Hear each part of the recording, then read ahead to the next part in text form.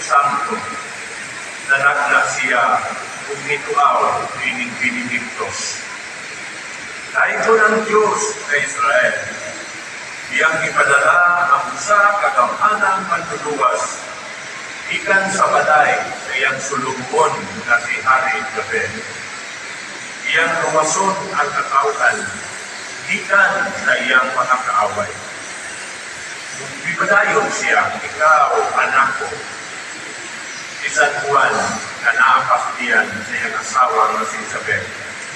Nandan ka na propeta na labing talangdon. Ikaw ang mag-andam sa dalan sa Ginoo. Ikaw ang mag-akad kung kaalam ang kaluwasan. Pinaagi sa pagpasaylo sa ilang mga sala. Kaulang ibasa karoon sa Samuel, buot ni David na magtugod siya upanay alang sa Ginoo.